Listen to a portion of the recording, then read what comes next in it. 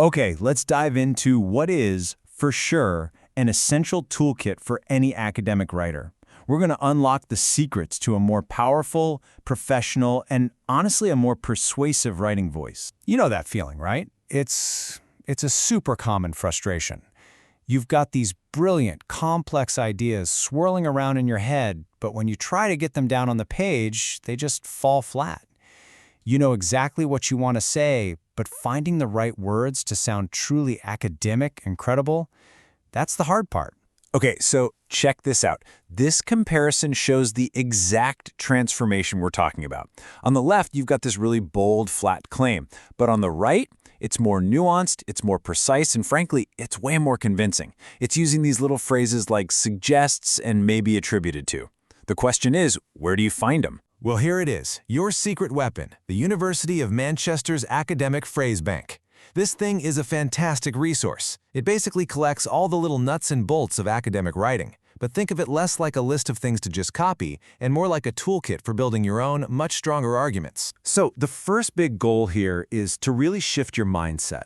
We're moving away from just, stating facts. We're learning how to actually enter an academic conversation, how to build a solid case, and how to persuade your reader with careful, logical reasoning. So how do we actually do that? Well, it all starts with precision. And in the academic world, precision really comes down to two key skills: being cautious with your claims and being critical of the evidence. Our first precision tool is something called hedging. Now, I know, the word might sound a little evasive, right? But it's not about being weak or indecisive. Not at all. It's about being accurate. You see, absolute certainty is super rare in research, and acknowledging that little bit of uncertainty actually makes your writing more credible, not less. I mean, just look at how these simple little phrases from the phrase bank completely change the tone of a claim. Using words like may, seems, or suggests isn't weak at all. It shows you've actually considered other possibilities. It signals that you're a careful and thoughtful researcher. And this is key, precision isn't just about caution. The other side of that same coin is being confidently critical. Now, this doesn't mean just attacking someone else's work. It means identifying specific, constructive problems with an argument or a method and showing exactly why they matter. So take this example from the phrase bank. It's not some vague attack like, "This was bad." It's a specific methodological critique. And a phrase like this doesn't just tear something down, it actually opens the door for future research. That's how you join the academic conversation. And here's that difference in action. The study was bad, that's just an opinion, right? But saying the study is limited because it fails to consider, now that's an analysis. It shows you understand the topic so deeply that you can see not just what the research did, but also what it didn't do. Okay, so you can have the most brilliant argument in the world, but if your paper is structured like a maze, your reader's going to get lost. So our next set of tools is all about creating crystal clear structure and guiding your reader effortlessly from point A to point B. The phrase bank calls these signaling phrases, and they're basically a GPS for your reader. It's so smart. Right at the beginning of a paper or a new section, you tell them where you're going. It builds their confidence and makes your argument so much easier to follow. Another key tool for structure is classifying. When you're dealing with a really big, complex topic, breaking it down into clear categories makes it instantly more manageable for everyone. And simple phrases like X may be divided into or can be categorized as are just perfect for this. Some of the best analysis comes from making comparisons. Is this idea similar to that one? How exactly do they differ? Using phrases like these lets you explicitly build those connections, and that creates a much richer, deeper analysis of theories or studies or data. All right, let's build on that foundation now with authority. As the expert on your topic, you've got to define your terms clearly and describe what your data is telling you with total confidence. Just look at how powerful this simple formula from the phrase bank is for making a definition. It's basically 3 parts. You have the term you're defining, then the general class it belongs to, in this case, an explanation, and finally, the specific features that make it unique. You can use this structure for any key concept in your field. It's amazing. But it goes beyond just defining concepts. You also have to be the narrator for your data. You can't just drop a chart into your paper and hope the reader gets what you're trying to say.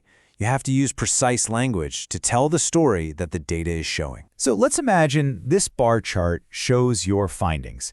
You can see a clear upward trend, obviously. But how do you describe that professionally? It went up just isn't going to cut it, right? And this is where the phrase bank is so clutch. It gives you the exact vocabulary you need.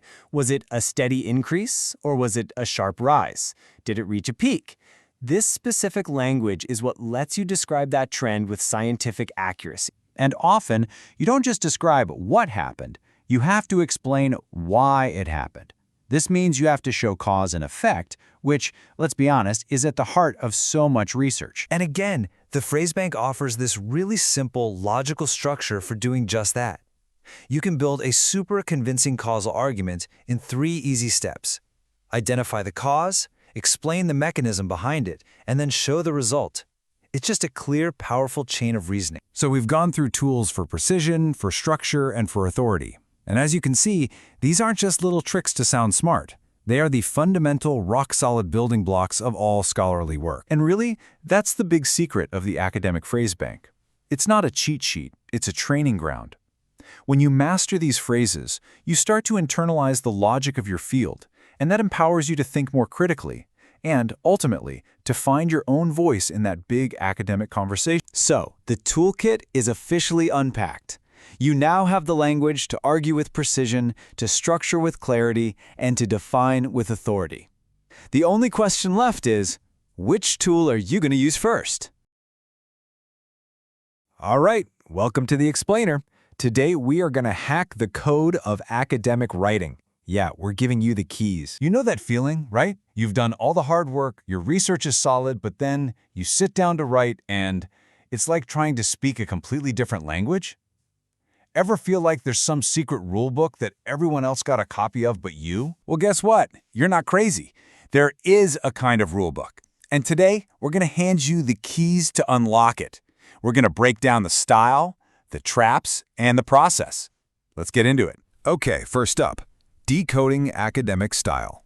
It's not just about what you say, it's about how you say it. This isn't just about using big words. It's a whole different way of communicating, with its own history and its own conventions. So, check this out. It's a perfect example of a core principle.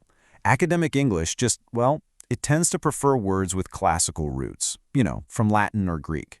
So get rid of becomes eradicate. And look, this isn't about trying to sound complicated for the sake of it. It's about being precise. And it's also about tapping into this long tradition of scholarship, from back when Latin was the language of academics. All right, here's a term you absolutely need to know. It's a real game changer. Nominalization. Now, it sounds super technical, but it's actually pretty simple. It's just the trick of turning actions, verbs, into things or concepts, nouns. And why do this? Because it creates that abstract, objective, kind of impersonal tone that is just the hallmark of academic writing. You're shifting the focus from who's doing the action to the action itself as a concept. Just look at the difference here. On the left, children were abandoned. The focus is on an action that happened. But on the right, it becomes the abandonment of children. See that? Abandonment is now a concept, a phenomenon we can analyze. It immediately sounds more detached, more analytical. Seriously, getting this one trick down can make your writing sound way more academic. Instantly. Another huge part of the academic style? Being cautious. You almost never see absolute statements. So instead of saying X causes Y, a scholar will hedge their bets a bit. They'll say something like, some studies suggest X may increase the risk of Y. As you can see here, the goal isn't to be weak or wishy-washy. It's about being really precise and responsible. You're acknowledging that knowledge is always a work in progress. All right, Section 2, Dodging Common Writing Traps. Now that we've got the style down, let's talk about the little things that can trip you up. These are the small mistakes that can really dent your credibility. But the good news is, they're super easy to fix once you know what to look for. Okay, first up, the all-time classic, effect versus effect. This one gets so many people. But here's the easiest way to remember it. Effect with an A is almost always the action word, the verb. The policy affects the economy. Effect with an E is the result, the noun. It's the effect of the policy. Simple, right? but man, it makes a huge difference. And here's its evil twin. It's versus its. Look, it's with the apostrophe is just a shortcut for it is or it has. And honestly, since you're supposed to avoid contractions in formal academic writing anyway, you probably won't be using it much. It's with no apostrophe, that's the one you'll use more. It shows ownership. The university and its policy. Simple as that. Punctuation. I know, but it's just about making things clear for your reader. A comma is like a little pause for breath. A colon is like a drum roll. It says, okay, get ready, here comes the explanation or the list. But the real power move? The semicolon. Think of it like a super comma. It connects two full sentences that are so closely related, they just belong together. And this brings us to a really common mistake, the sentence fragment. The rule is simple. Every sentence has to make sense all by itself. Look at the one on the left. Although a number of studies have been undertaken, and then what? It just leaves you hanging, right? That although needs a payoff. It needs that second part, the independent clause, to actually complete the thought, just like you see in the corrected version. All right, Section 3, mastering the writing process. So we've talked about the style, we've talked about the traps, but how do you actually, write the thing? How do you get from a blank page to a finished paper? Well, it's not magic, it's a process, a ritual, really. You see, experienced writers don't just sit down and hope for the best. They follow a kind of ritual. Step 1 is always plan. You gotta have a map before you start the journey, right? An outline of your ideas. Then, step 2, write. Just write. Set aside some time and get the ideas down. Don't worry about it being perfect. The most underrated step is number 3, rest. You have to step away for a few hours, maybe even a few days. Get some distance. Because that's what lets you do step 4, revise. You come back with fresh eyes to read, redraft, and edit. Remember, writing isn't a single event. It's a loop. It's a cycle. And that rest step, there's this fantastic analogy for it. Think of yourself as a mountain climber. When you're right up against the rock face, all you can see is the few feet in front of you. To see the whole mountain, you have to back away. You need that distance to get perspective. That's exactly what stepping away from your writing does. It gives you the fresh eyes you need to see the big picture of your argument. Okay, let's bring it all home. Section 4, your new writer's toolkit. We've covered a lot, but we can boil it all down into a super powerful toolkit that you can literally use for any paper you write from this day forward. So, here it is, your toolkit. First, master the style, be cautious, be impersonal, and always base your claims on evidence. Second, use the code. That means using nominalization and precise academic words. Third, avoid the traps. Keep an eye out for those confused words and punctuation slip-ups. And finally, and maybe most importantly, trust the process. Plan, write, rest, revise. These 4 things, they're your foundation for clear, powerful, and totally persuasive academic writing. So there you have it. That secret rulebook, it's not a secret anymore. You've got the rules. You've got the keys. The only question left is, what are you going to write? Hello and welcome. Today, we're going to crack the code on something that can feel, well, pretty overwhelming for any student or researcher, academic writing. We're going to take the whole process apart and show you how it works, using an amazing guide called the Academic Phrase Bank to build a paper from the ground up. You know the feeling. We've all been there. That blinking cursor on a blank page can feel like it's mocking you. But what if I told you that writing a solid academic paper isn't about being some kind of creative genius? It's really about understanding a blueprint, a structure that you can absolutely learn. So here's our game plan. We'll start by looking at academic writing as a puzzle. Then we'll lay out the blueprint that almost all research papers follow. After that, we'll go step by step, building the paper from its foundation right through to the final argument. And we'll wrap up by giving you your very own writer's toolkit. Okay, let's dive right in. Look, the hardest part is often just seeing how all the pieces are supposed to fit together. The trick is to stop thinking of it as some mysterious art form and start seeing it as a system. And the key that unlocks that system? The Academic Phrase Bank. This quote from Dr. John Morley, who created the Phrase Bank, just nails it. The nuts and bolts. I love that. It immediately tells you that this isn't magic. It's more like construction.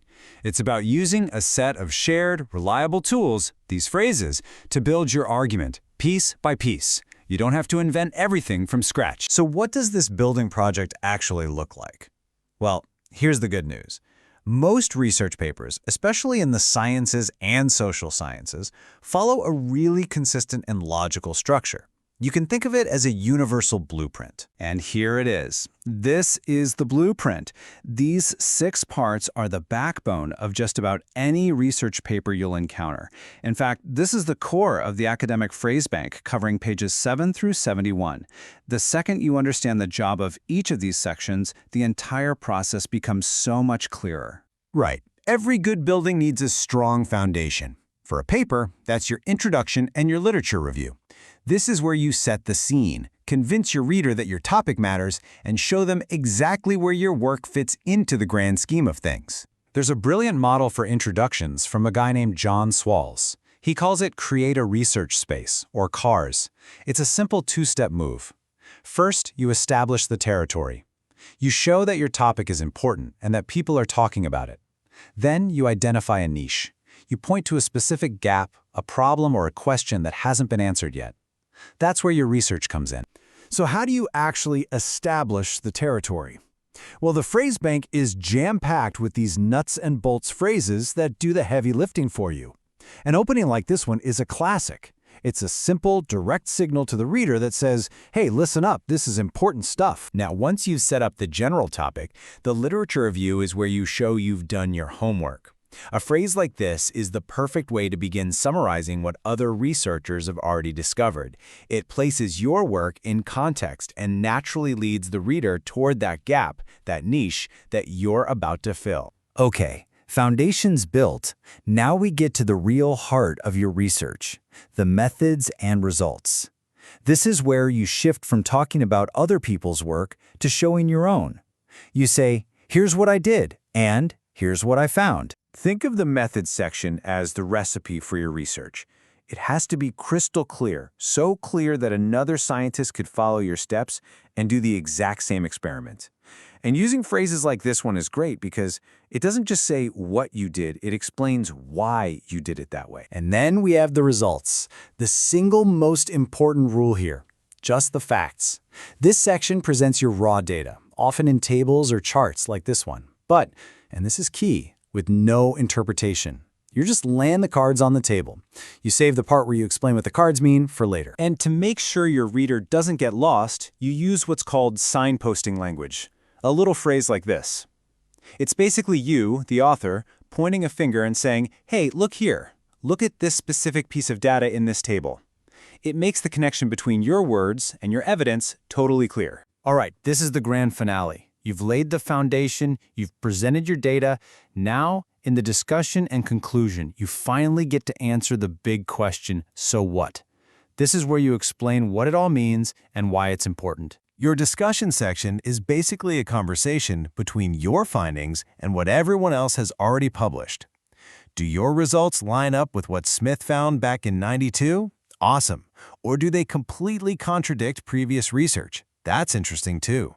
Using phrases like these helps you place your work right in the middle of that ongoing scientific debate. And finally, the conclusion. This is your final chance to really drive your point home. It's where you summarize everything and explain the real-world importance of your work. A phrase like this one is a powerful signal to the reader that you're about to explain why all this research actually matters. So, as we wrap things up here, let's go back to that main idea. I really want this to sink in. Academic writing is not some mystical talent that only a few people are born with. It is a skill. It is a system, and it is something you can learn. Now here's a really cool and maybe surprising fact. Research on the phrase bank found that using generic phrases up to 9 words long is a completely normal, totally accepted part of academic writing. It's not cheating, it's not plagiarism, it's simply using the shared nuts and bolts of your field to communicate your ideas effectively. So I think the biggest thing we can take away from all this is a new way of looking at the task. It's not a scary, mysterious monster. Just like it says here, it's a systematic, learnable process. It's a craft that anyone, including you, can master by understanding the blueprint, and using the right tools. So we've walked through the entire blueprint. We've seen the foundation, the core structure, and the finishing touches. You have the plans, you have the tools. So the only question left is, what are you going to build?